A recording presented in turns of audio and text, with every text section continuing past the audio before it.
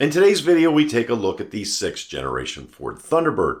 Now, this car was a departure from the Bunkie Knudsen styled 70-71 Ford Thunderbird, and it couldn't come quick enough for Ford's new president, Lee Iacocca. Iacocca always looked to cut costs and increase profitability, so basing this Thunderbird on the 4th generation Continental made perfect sense to him. The thing is, the Continental Mark IV was one of the longest two-door coupes the Ford Motor Company had ever built. Not only that, they planned on stopping production of the four-door model, and the car weighed close to 5,000 pounds.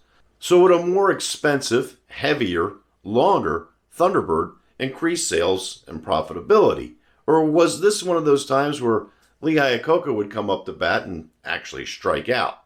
Well, let's take a look at the 6th generation Thunderbird, and we'll try to answer that question at the end of the video.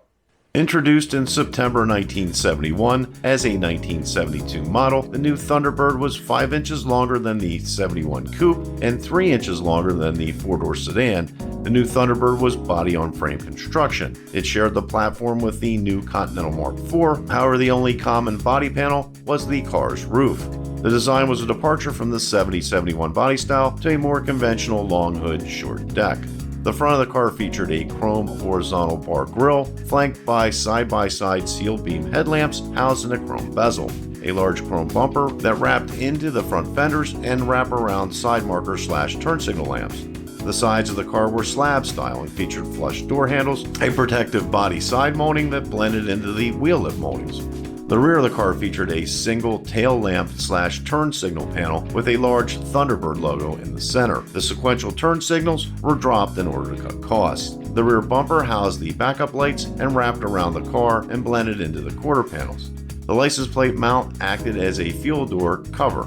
Much of the interior mimicked the Continental Mark IV, however the dashboard layout was different. The Thunderbird utilized round dials for the speedometer and gauges. To the driver's left were the climate controls and light controls. To the right were the radio and wiper controls. Ford offered a choice of two 385 series V8s, both with lower compression ratios. The 429 cubic inch 4-barrel carbureted V8 developed 212 horsepower and put down 327 pound-feet of torque, or one could opt for the 460 cubic inch 4-barrel carbureted V8, which was also rated at 212 horsepower but put down 342 foot-pounds of torque.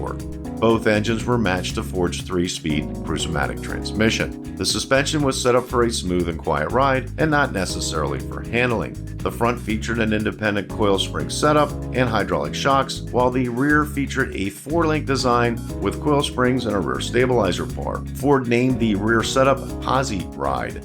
Standard features included power steering and brakes, an automatic parking brake release, steel-belted Michelin X radial tires, an electric clock, split bench seat, front center armrests, protective side moldings, and courtesy lighting, which provided lighting for the glove box, under the hood, the trunk, floors, ashtray, and door panels. The option list included high back bucket seats and console, SureTrack anti-lock braking, cornering lamps, an electric rear window defroster, select air conditioning with automatic temperature control, an AM/FM stereo radio, a 3-spoke rim blow steering wheel, and speed control. The automotive press saw the Thunderbird as too big for much other than highway cruising, especially when compared to European coupes. Many found its looks to be much improved, but noted that rear visibility was lacking and its handling was sluggish.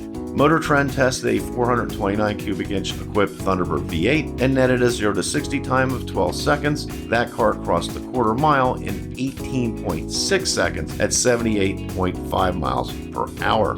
The American public, however, embraced the new, larger Thunderbird, with Ford delivering 57,814 Thunderbirds for the 1972 model year.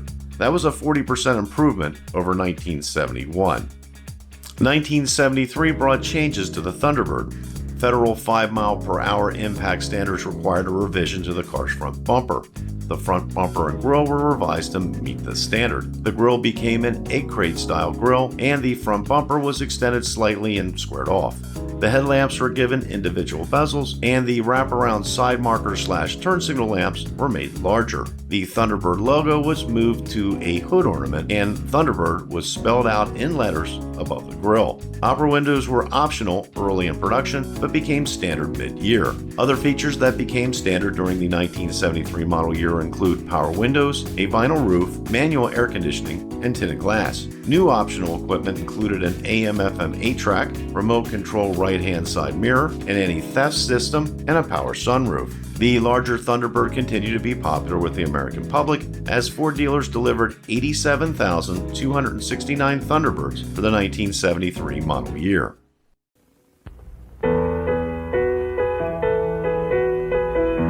Your day has come. This is your year. Thunderbird's here. Make a little thunder of your own. Thunderbird, 1974. In the world of luxury cars, they're talking about this one. This is the car.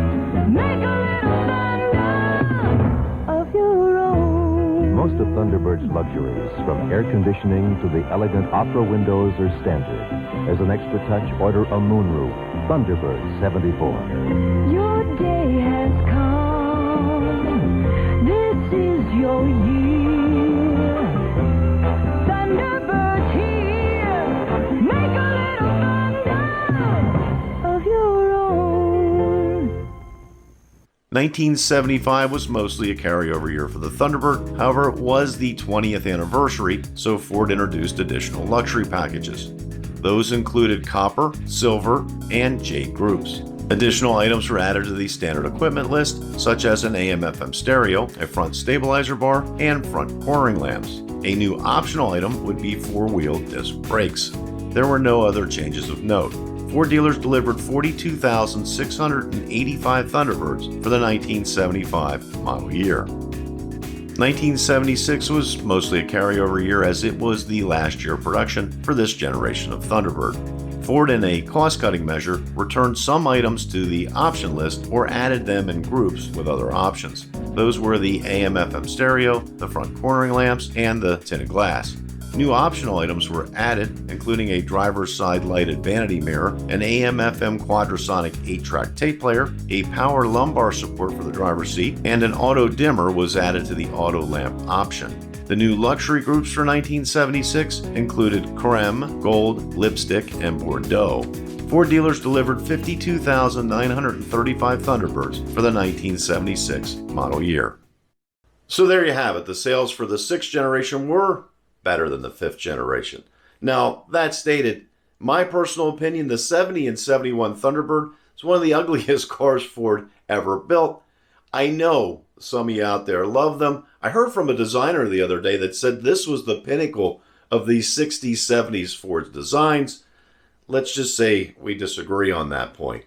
Now, the 7th generation Thunderbird was downsized, and that downsizing and remodel led to one of the most popular Thunderbirds ever built.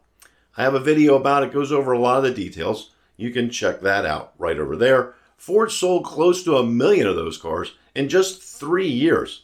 Now, if you enjoyed this video, please click the like button. That helps other folks like you see it. Also, consider subscribing. I have a lot of content like this on the channel. That's it for today. Thanks for watching. Until next time, we'll see you.